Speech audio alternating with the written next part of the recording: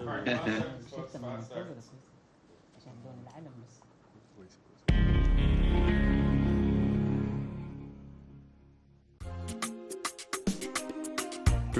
on Straight Talk Africa, the recent major social and political developments in the Sudan. Could this be a game changer? That discussion is coming up next right here on Straight Talk Africa.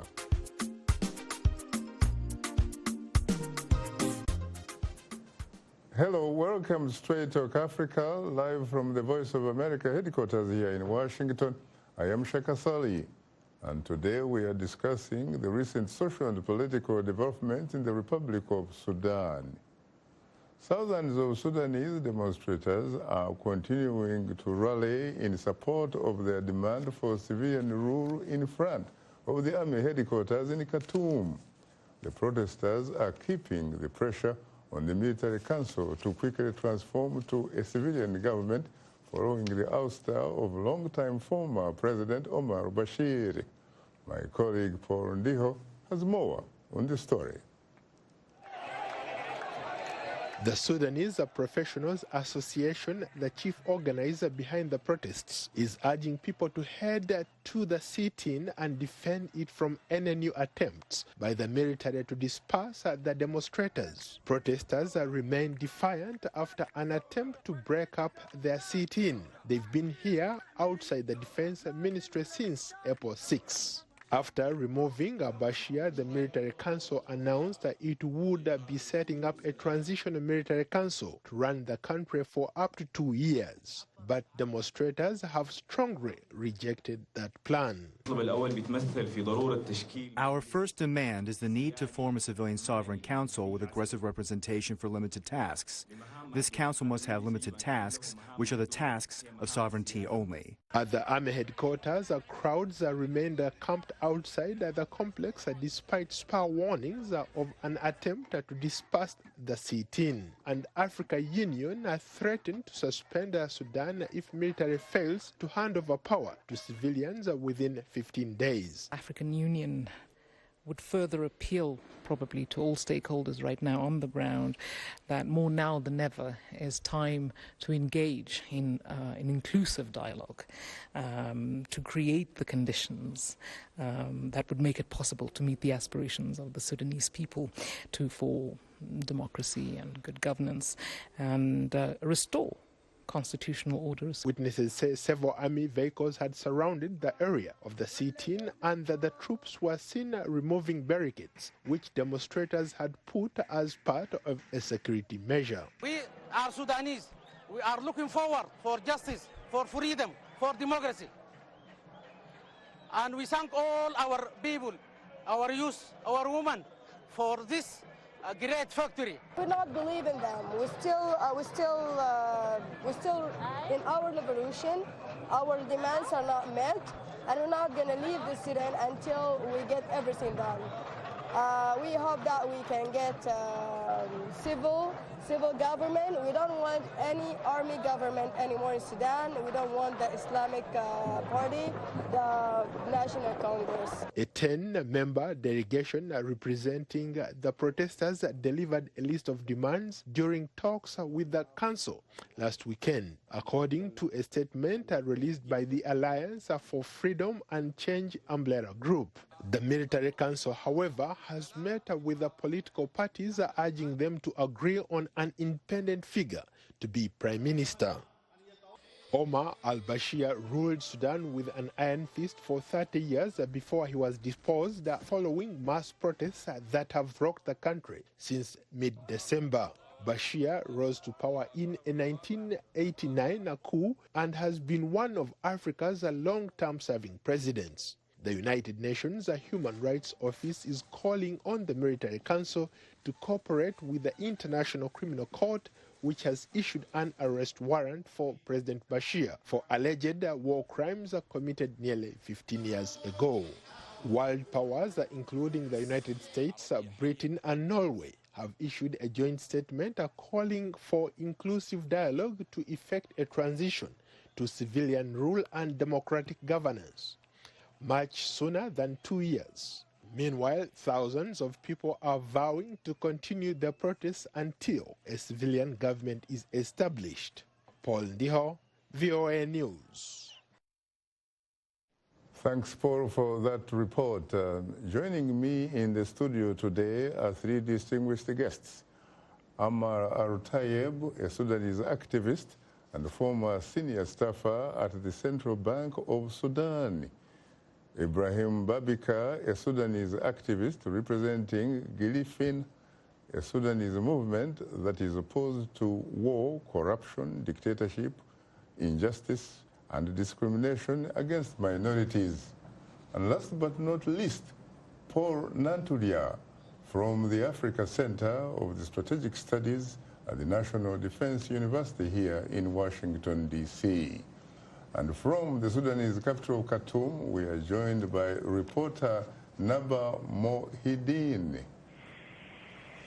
and Ambassador Nureldin Satti, a former senior diplomat at the Sudanese Ministry of Foreign Affairs. Well, I have to say that, ladies and gentlemen, I'm profoundly honored and exceedingly humbled to have the opportunity to host you for the first time on Straight Talk Africa. Thank you for having us. Thank you, Shaka. Thank you so much. You're most welcome. Let's go to, for more, let's go to the Sudanese capital in Khartoum. Good evening, Naba. Good evening. How are you? Very well. Naba, give us a sense of the mood on the ground from your vantage point.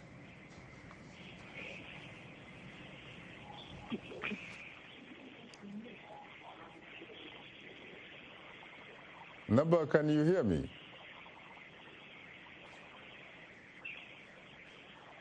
Yes, I can hear you. Could you please give us a sense of the mood on the ground from your vantage point?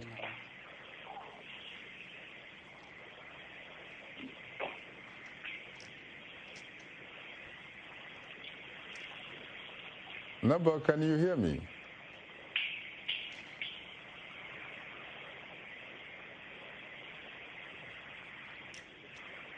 I'm afraid that we're experiencing some technical difficulties. Let's stay in Khartoum and get another perspective from Ambassador Nureldin Satti, who joins us via Skype from Khartoum.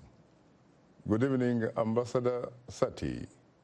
Good evening, Shaka. How are you today? I am hugely terrific. What is the mood like from your vantage point? Give us a sense of the mood. Well, the mood in Khartoum is, let me start by saying thanking you for inviting me to your program. The mood in Khartoum is that of euphoria and cautiousness at the same time. The Sudanese people have made a great achievement by removing the dictatorial regime of President al-Bashir.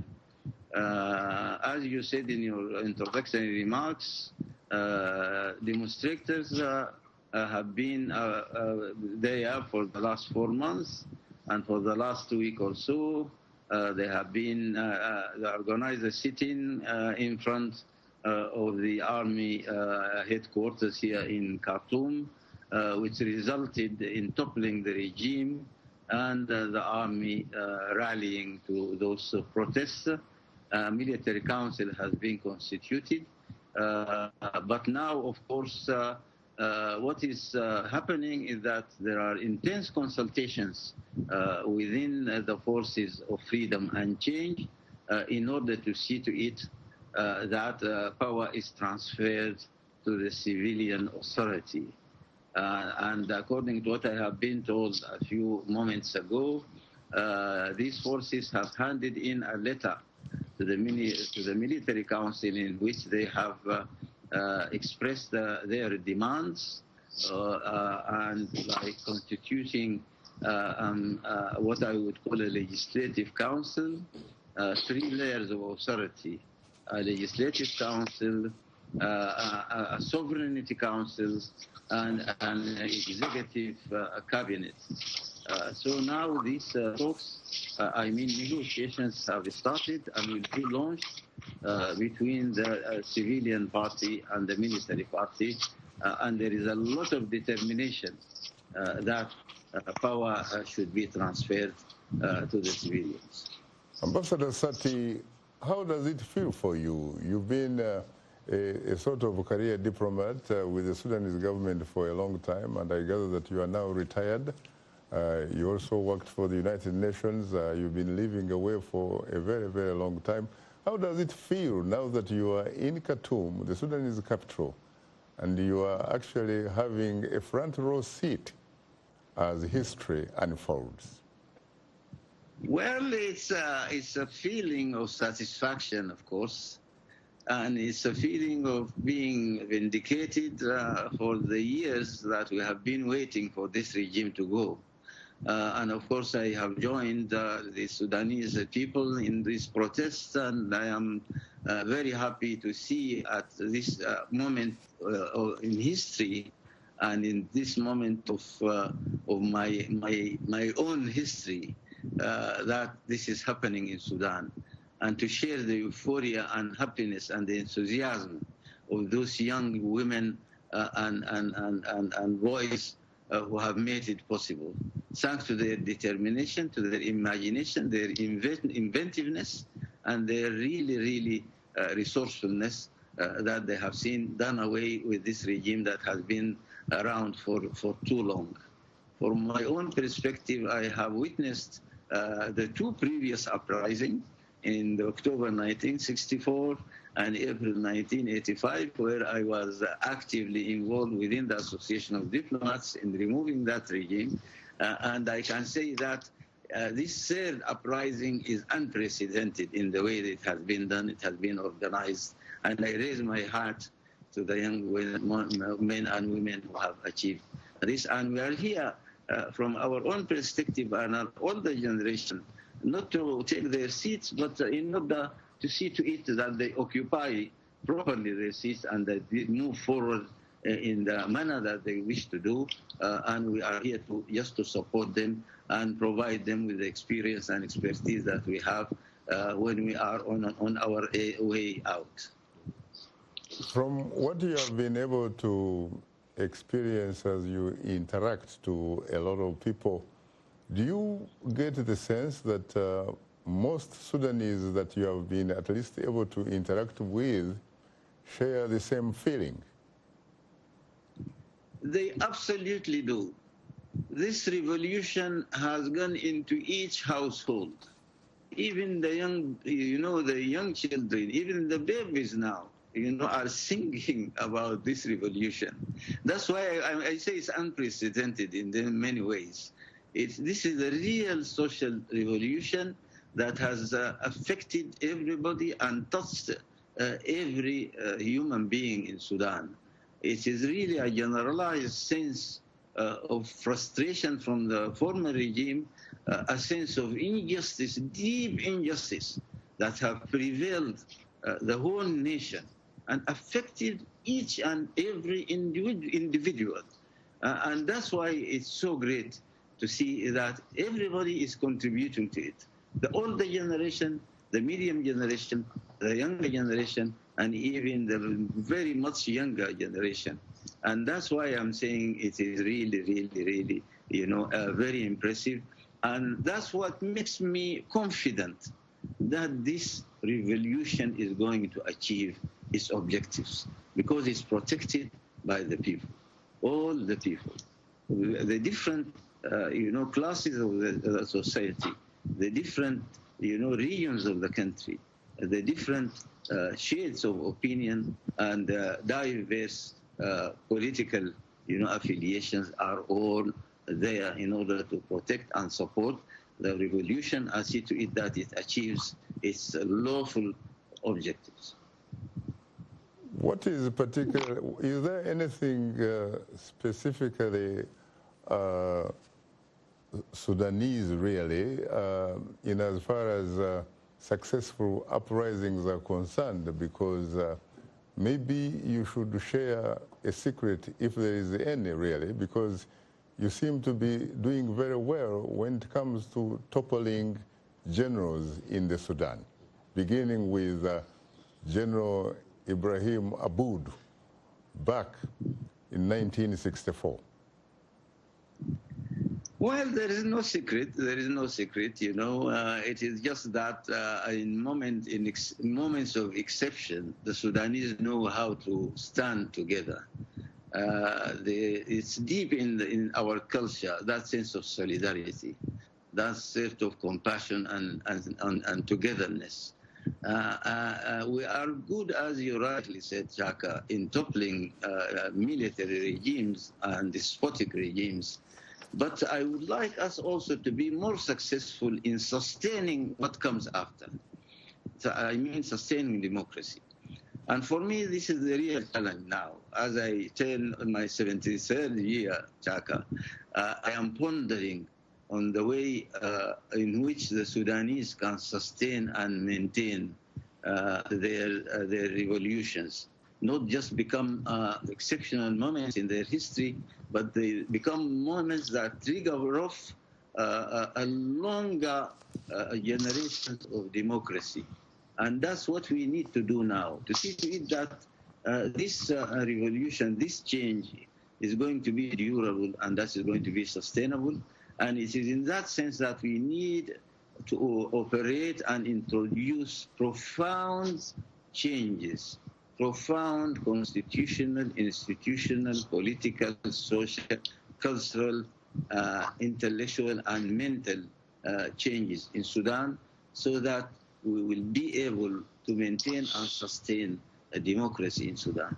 It's a real challenge to each and every one of us. We have to stop this vicious cycle of uprising, followed by 5 or 6 years of democracy, then 6 or 16 or 30 years of despotic regimes.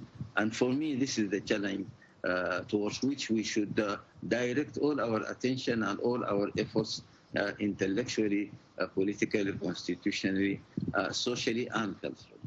On that note, thank you very, very much, Ambassador Nureldin Satti, for your insight. Thank you very much. And good luck. Thank you. Now, for more on the situation in Sudan, let's go to Naba. Good evening, Naba. Good evening, Naba. Well, it looks like we are still experiencing some technical difficulties interacting with Naba from the Sudanese capital of Khartoum. Let me come, at least for now, here in the studio and interact with my panelists. You know, it's very interesting that we're talking about Sudan, and we are talking, of course, about Omar al-Bashir being toppled following 30 years of service, or at least 30 years of imposing himself upon the Sudanese people. How does it feel like a member of the Kandaka Club? Actually, it is first,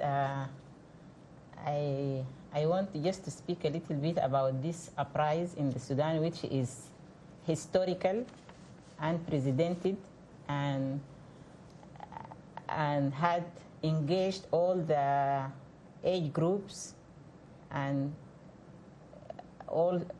women and men and children in this uprising, and so as to topple down a dictator regime that ruled the country of Sudan for 30 years under a radical Islamic regime, while under a great big suppression and repression and deprivation of exercise of human rights. Besides, the country's economic situation kept deteriorating to the extent that had affected the livelihoods of the people to the extent they could not even being able to get the basic needs for their families and for themselves. So that is why the people had to go out and uprise and to stick to the principles they agreed upon, by which is the toppling down or of the dictator regime. Now, Amar, we are experiencing something rather unusual on the African continent, and here we are talking about the role, the significant role played by your sisters, the women of Sudan. What can you tell us about the significance, for example, of Kandaka, the Nubian concept for warrior queens? Yes, the women of Sudan are called Kandakas after their queens of after their Nubian queens, for their strength, their empathy, their power, and their resilience. That is why they are called Kandakas, and this is what we witnessed in this revolution while they were leading the uprising and the demonstrations in the streets, in the cities and in the villages, because the Kandakas of our past are a motivational spirit to us, and are motivational figures where they were very strong, where they ruled the Nubia and expanded even to West Asia in the before like centuries ago, and ruled and about one Kandaka I recall that her name is Amanitor. This Amanitor, only by herself and the assistance with a brother or a husband, this is what we know, a male assisted her, was able to build 200 pyramids in her era, and she was able to conquer the Roman Empire in Egypt and to break his statue in Aswan while she was moving north, and that head of the statue was found lately in her temple in 2016, which she was so proud of, and she used to put it on her bedside when she sleeps. Very interesting. So that is why the Kandakas of Sudan are motivated by this spirit of their grand mothers, the Kandakas of the Nubian kingdom of Kosh. So for this reason, the Sudanese women was so influential in her small environment, like the family, in her society, and in her village, and at the country as large. For example, at the level of the village, the Sudanese woman is a producer of food. The Sudanese woman is an educator of the children, or the Sudanese woman is the one who cultivates the land. The Sudanese woman was the one who carries the water from the well or from the river on her head, so as to feed and to feed her family and to nourish her children. We'll talk about a little bit more about that later. Let me come to you, Ibrahim. Tell us a little bit about that iconic picture of the young lady, the 22-year-old lady who happens to be a university student studying engineering and architecture. Is it Al-Salah? Al-Salah, yes. Al-Salah, standing on top of a white car at the Ministry of Defense headquarters. It sort of reminded me of another iconic picture when the Soviet Union was in the process of collapsing. You remember the picture of Boris Yeltsin yes, yes. standing on top of a tank? Yes. Well, I mean, it doesn't matter. I mean, I don't think, I can give that picture justice. That picture summed up a lot of things that happened, transpired, during this revolution. And it came all in one moment, one perfect moment, that the Kandaka was on top and everybody's listening. And that's exactly the role and the aspiration we look to, the leadership that we are lacking and we're looking for, to come from our women partners. Because for so long, they've been oppressed. A lot of people have been marginalized and oppressed, and the women specifically, during the dictatorship, they were oppressed in the name of religion. And right now, to see this aspiration and perfect moment that symbolize, our revolution, it's a great thing.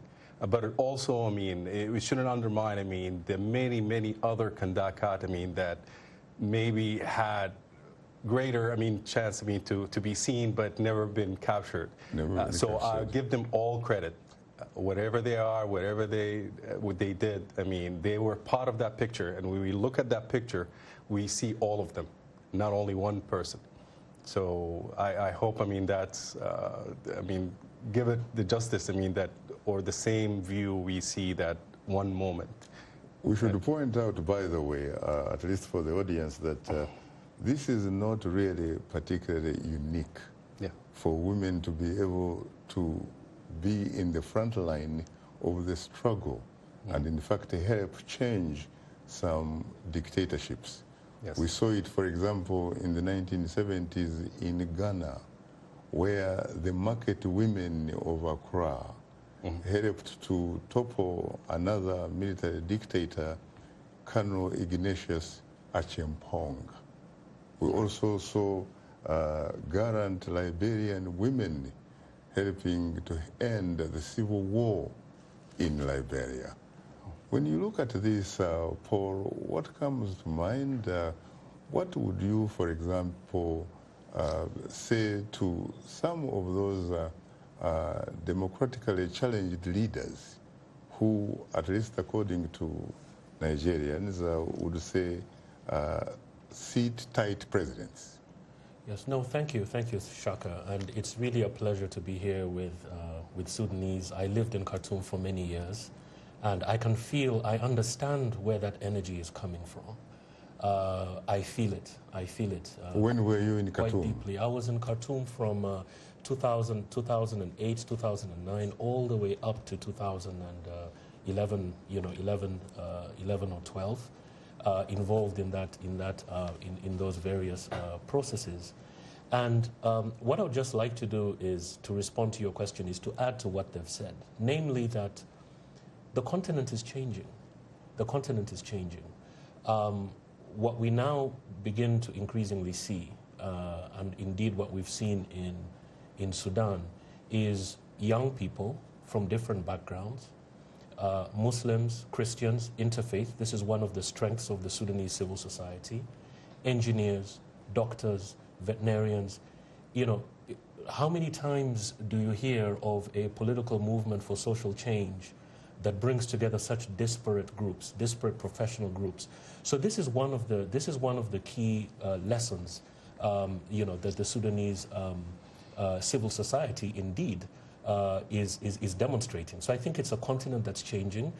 Young people are basically trying to craft an alternative vision of democracy that is inclusive.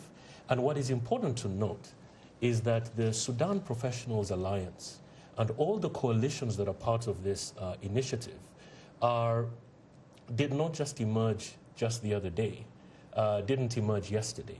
They've been around for a very, very long time. They've been organizing in 2010, in 2011. They were organizing in 2008. Many of them were even involved in the peace process, the Track 2 process between the North and the South. They made their voices heard. And of course, they are rooted and are inspired, as Ambassador Sati was mentioning. They are inspired by the insurrections, the peaceful insurrections in 1964, against the Aboud military government, and even against Numeri in 1985. So I think these are lessons that the continent is changing and will change. Is it possible that we are basically looking at a continent that is going to be liberated by the changing demographics in tandem with social media, perhaps? No, absolutely. It's a changing demographic. It's a shifting demographic. I mean, when we were in college, and I used to watch, my colleagues and I used to watch Straight Talk Africa every week. We tuned in, and in those moments, in the early to mid-90s, we were talking about young, charismatic men and women that would go and pick up arms in order to fight for change. Now the language is very different. It's not about going to the bush to pick up arms. It's about, establishing that civic pressure, that civic responsibility. So I would actually call it a social struggle, but of a different form. And I think what we've seen in Sudan, what we've seen in Burkina Faso, what we saw in Algeria, what we've seen in Tunisia is really part of this larger momentum of which demographics play an extremely important role. Well, Paul, unfortunately, time happens not to be our best ally. You are tuned into Straight Talk Africa. We'll have more of our discussion in a moment, so please don't go away, because we'll be right back with you.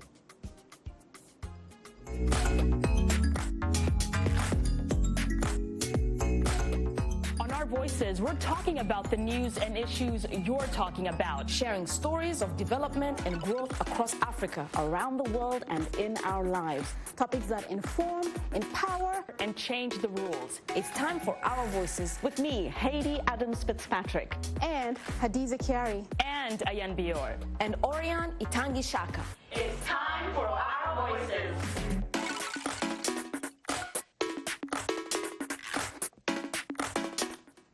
A reminder that Straight Talk Africa streams live every Wednesday on Facebook. Now let's look at what's on tap for next week's program.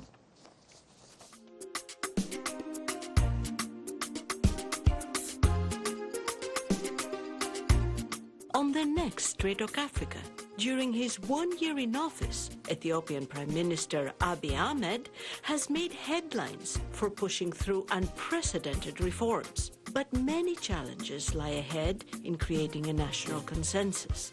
An in-depth discussion on the future of Ethiopia on the next Straight Talk Africa. Today we are discussing the recent social and political developments in the Sudan, and our guests today are Amal Eltayeb, a Sudanese activist and a former senior staffer at the Central Bank of Sudan, Ibrahim Babiker, a Sudanese activist representing Girifna, a Sudanese movement that is committed to social, economic, and political justice, and Paul Nantulya from the Africa Center of Strategic Studies at the National Defense University here in Washington.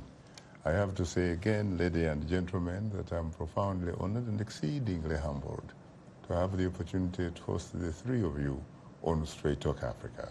Thank you. Thank you, sir. You're most welcome. I come to you again, Madam. You've heard that, someone was actually saying that we are probably experiencing what someone would characterize as essentially like a wind of change, a sort of political wind of change. Do you believe that? Yes, I do, and I'm really proud of what my people are doing and how they did it, like so peacefully. I think the strength of this uprising, as compared to the other to the previous uprises of 1964 and 1985, was the fact that the people were so determined, and the people were the engine was moved by the youngest people among us, like our children, our younger brothers and sisters. And whereas I think and the women are the main participants in this revolution, though the laws of the country were so suppressive and oppressive to the women. And that is a point when we measure, if we want to measure the development of a country, we should measure it by the real participation of the women in the development process and the contribution of the woman, which is suppressed. But in this uprising, she insisted and she was determined to make her voice heard and to go out to the streets with her children and family all around Sudan. I see. Ibrahim, Sudan was part of the great British Empire. Right. An empire where the sun never set. And yet, history tells us that back in 1960, a British Prime Minister, Harold Macmillan, addressed the South African Parliament in Cape Town and talked about the inevitability of the political wind of change. Are we pretty much perhaps seeing this? Because the wind of change actually began immediately after Kwame Nkrumah, the Osajefo, helped the then Gold Coast to regain its political independence from the British and to become Ghana on March 6, 1957. Exactly. And when he received the instruments of independence, he challenged the Ghanaian people by saying that the independence of Ghana would be meaningless unless it would be linked with the total liberation of the African continent. And he did not simply talk the talk, by the way. He basically walked the talk by providing the necessary tools. Right. And at the end of the day, at least in terms of colonialism, 1994, when South Africa became, an independent country led by the first African president, the Madiba, Nelson Mandela, Madiba, yes. That chapter was closed. Yes. Is it possible that we may very well be at the beginning of something of that magnitude? Exactly. I mean, right now, the Sudanese people, I think, and this is something, we've learned in Sudan, but it should be across the continent of Africa, that the people hold all possibilities. They're the one who can make the change if they believe in it. They don't have to wait for any outside help or look for aspiration other than themselves. Now, this was a long time coming for us, to believe in ourselves, to understand, that we have all the possibilities. We hold the keys, to our own faith. And we can do whatever we want, with our country. And this is what draws our inspiration. We start to believe in ourselves. We start to understand that change can happen. It's not easy. It didn't come easy, but the wind of change definitely might, I don't want to say, it's starting from this revolution in Sudan. There are many cases happening across the continent of Africa. You have changes, of course, in neighboring Ethiopia. Could that also have, in a way, influenced perhaps the manner in which the Sudanese people reacted? I don't want to say, we reacted. We probably be reacted so late, but I think the change that we are seeing the fruits of right now happened way back, in the 90s probably, when generation after generation handed the baton to the next generation. And until now, the struggle continued. We see the fruit now, but we planted the seed a long time ago. And for social justice, social change to happen, it does take time. I do agree with Ambassador Satti that this revolution got into every house, every gender, all genders, and ages. So for that to happen, it actually took a lot of time, and effort for the people, to raise to that occasion. And I think, the last thing, the best results, or in my opinion, the best result of this revolution, that it raised the bar so high for the people. Now, I mean, you cannot, I mean, whether it's a military ruler or civilian council that comes next, the people expect better. So this is a great thing. Very interesting.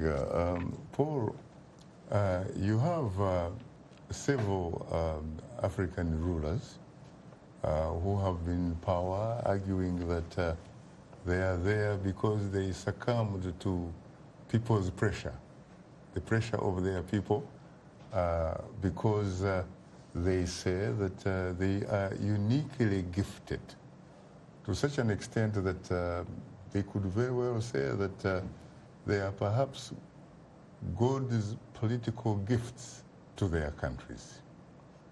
What would you say to those type of rulers? Well, what I would tell them is to watch very carefully what is happening in Sudan right now, because we've heard those arguments being given to us by successive generations of Sudanese leaders. Just as Ambassador Sati was saying, just as my auntie Amal was saying just a few minutes ago, this has been the narrative. And because that has been the narrative, the energy of the people has been suppressed, and it hasn't been felt. What is happening in Sudan right now is that energy is finally being expressed. And what the people are saying is something very different from what we've heard. What they're saying is, we are the leadership, we are a nation consists of peoples. And that's the narrative, that's what is coming out of the various coalitions that we've seen in Sudan. Not just now, but as I mentioned before, this has been a long time coming. A lot of work has been done. A lot of capacity has been built. But the most important thing is the Sudanese citizens, the Sudanese civil society across the country. And if you look at the composition of the protests, it's very interesting to see the different shades of the country. You know, the different colors of the people, different regions. It's easy to see that. And what they're saying is, look, it's a different narrative. There's no such thing as a God-given leader that is going to be in office at the benevolence of the people. No, but there is such a thing as a God-given nation and a God-given,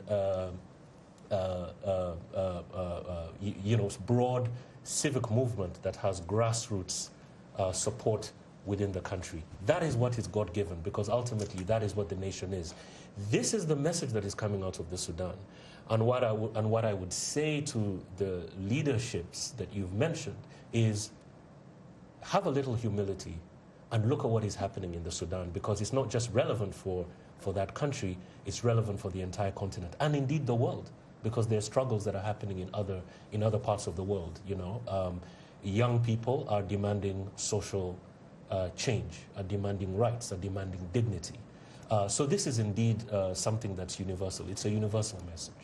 You know, talking about a universal message, there was a great American president by the name Abraham Lincoln.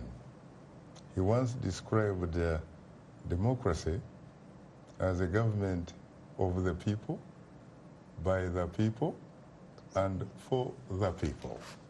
And yet, for the most part, what we are seeing could actually be characterized on the continent as democracy being defined as a government of some people, by some people, and for some people. Is it possible that in the recent developments in Khartoum, perhaps we are actually seeing the Sudanese people reclaiming their country, reclaiming their status of being the politically primary stakeholders? Yes, absolutely, and I think that's a central message. And just going back to what Ambassador Satti said, and I'm really glad he said it. As a young man early on in my career, Ambassador Satti was the top UN diplomat in Burundi during the Arusha talks, and I met him at his house, and he really inspired me. And this is precisely what we're talking about today. is what we talked about at Ambassador Satti's house in Bujumbura. So it's really very emotional. You know, I have a lot of emotion just by sharing this platform with him. But this is what he's saying. He's saying that he experienced the '64 uprising. He experienced and participated in the uprising in 1985, and he has said that men and women, Sudanese men and women of his generation, are standing by to ensure that this transition is delivered in a way that produces an inclusive vision. And this vision was developed many, many years ago and has been handed down. So basically, what we would like to see on the African continent with governments is what the Sudanese people have been able to do. In other words, you look at the composition of the civic movement in the Sudan, there has been a handing down, systematic handing down of leadership, which is why Ambassador Sati today could say what he said, because he's not in the leadership role right now, but he is in a position where he can provide assistance. He can advise. Absolutely, and this is what we would like to see. Yeah. And if I may add, I mean, to Paul's point, actually people in Africa are asset, not liabilities. They are the true asset we have, I mean, in that continent. With them, all possibilities can happen. It's not the land, it's not the gold, it's the people, actually. You know, there is a saying that all of life is about passion, is about action and reaction. And to ignore the passion, the action and reaction of your generation is to risk having not really lived at all, occupying space. Is it quite possible that part of the reason, frankly, that Africa is left behind, is backward despite its immense wealth, is because most of us are occupying space? I believe so. I believe so. I believe that you know, just let's go back to the Sudan. Industrious people, industrious and dynamic civil society. I mean, I was looking at the transitional proposals of the alliance, their vision of what should happen in these talks. Their ideas of a constitutional framework, a constitutional conference for the country, what the government should look like. And these are not things that were done yesterday. They've been working on these proposals for many, many years. So that is just a demonstration to illustrate that the biggest problem that Africa has had is that its people have been shackled for too long. And it's that human resource. That human resource, which is the most important resource that any country can have. And what we're seeing through experiences in the Sudan, in Burkina Faso, in Burundi, and other places, and the Democratic Republic of Congo, Africans have woken up to that, and they've realized their worth. And what they're trying to do is to assert it. And I think this is one of the biggest changes, you know, that we're starting to see on the continent. And so I'm very optimistic. Very interesting. Amal, when I was young, and that's a long time ago because I'm now a very old guy. No, you are not. I used to hear politicians and leaders and those who would claim to be leaders talk about how Africa, for example, consumes what it does not produce, produces what it does not consume. And later, I had some more social and politically sophisticated rulers, they call themselves leaders, talk about how all Africa needs is to get into the business of adding value. When you have a person, frankly, who has been in power, who has had the opportunity to be in power for 30 years, and he talks the talk about adding values without walking that particular walk, walking that particular talk so that people can in fact walk the walk. What do you say to that type of person? Actually, I think what he had said maybe have some part of a truth in it, because for us as before, like colonization of Africa, the people used to produce their own food and to produce what they need to survive and to trade it within the neighbors or the tribes or the villages or at the regional level. But when we were colonized, we started producing according to the priority of the colonial cash crop. Yes, the cash crops, and at the expense of what will keep us survive, like at the expense of producing our own food. So, and I think it is a time when we need to, you spoke about the value added, but I would speak about the comparative advantage. We should first look at the comparative advantage of our nation as an African nation or as a Sudanese nation. For us, as a Sudanese nations, we are mainly an agrarian economy. We are an agricultural economy. We lived on this economy as an agrarian economy for... But even with agriculture, Africa is probably one of those few places left really in this world if it actually focused on agriculture. Yes, sir. It could in fact become the bread basket of the world. Yes. We have arable, land. We have everything that God really could have given anybody. Right. The only problem I think we have, sincerely, we don't seem to love ourselves. We seem to be in the business of helping other countries, for example, become superpowers. Oh, yes. Look at China. I grew up looking at a China that was under Chairman Mao Zedong. The transport of choice in China at the time was a bicycle. And the clothes, everybody had the same, the same cloth. But today, you go to Beijing. Yes. China now has the distinction of having the second largest economy, and it will soon be number one.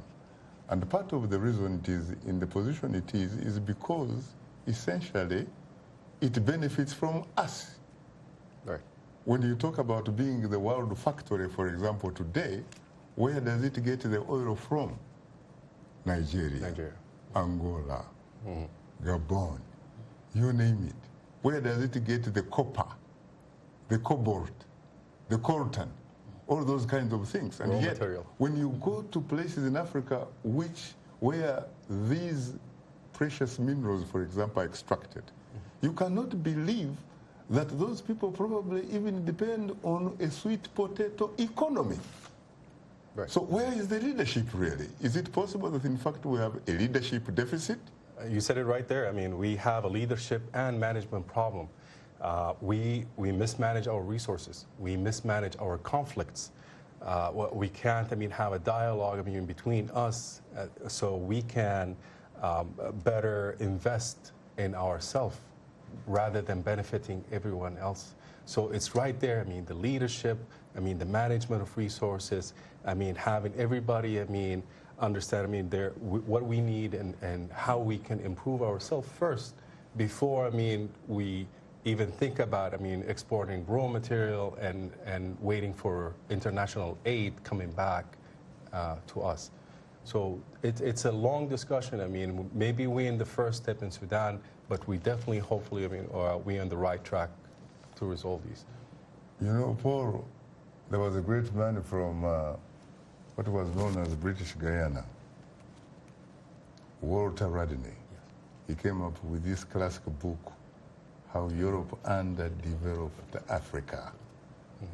Maybe he could in fact have written another one, a sequel of sorts, saying how Africa developed Europe. Yeah. No, absolutely. Absolutely.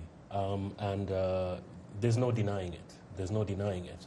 The role that the continent has played in the development of other societies, in the development of Europe, in the development of North America, where we're sitting, but also in the development of Asia, in the development of China. Precisely. And North America. Absolutely, absolutely. And so for me, it's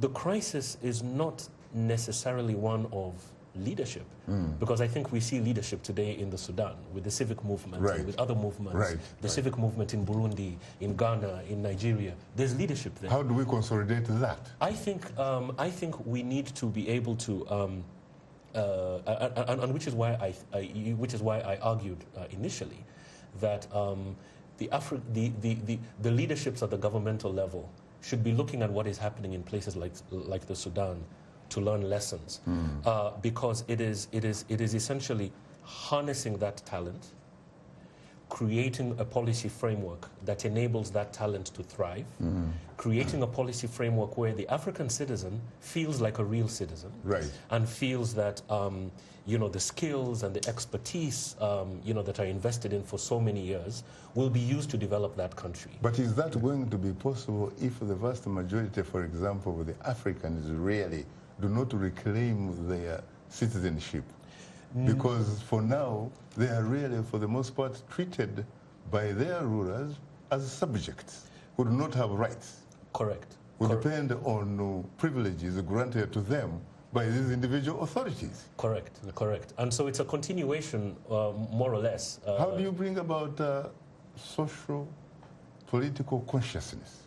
I think that we're getting there as a continent. We're getting there as a continent. If we look at all these different experiences and we look at what these protest movements are articulating, they are saying precisely that. They are saying, first of all, we are from the continent. We are of the continent. We're loyal to the continent. We're loyal to these principles. We're citizens, and we must assert our sovereignty. And as my brother Ibrahim was saying, we're not going to wait for other people to assert that sovereignty for us, including our political leaderships. So I think that is the message that is coming out. And with or without a success of the outcome, because I mean, over the past couple of days, we've talked about, sort of the Egyptian scenario. Could it happen? Could these processes be hijacked, just to use the words that have been coming up in the press? The way I look at it is, in the process of demanding for rights, demanding for open government, demanding for inclusive government, what about African citizens are being educated. What about demanding that Africans carry out credible elections, not selections? Because at one time, there were a lot of coups. Now you can no longer do business as usual with a coup. Why can't the international community also say, unless you conduct a credible election that is transparent, verifiable election that has the result that is a reflection of the will of the people, not the will of the individual who announces the results or who counts the vote? We are not going to do business as usual with you. What about that? Well, that would be ideal. That would be ideal, but I think it needs to come from the African continent, unfortunately, first and foremost. Unfortunately, time happens not to be our best ally, and on that note, our guests today were Amal Eltayeb, Ibrahim Babiker, and Paul Nantulya, reporter Naba Mohideen, and Ambassador Nureldin Satti joined us earlier from Khartoum. Thanks to our audience for tuning into Straight Talk Africa. In the meantime, get better, not bitter Africa, and remember to keep the African hopes alive. Thank you so much.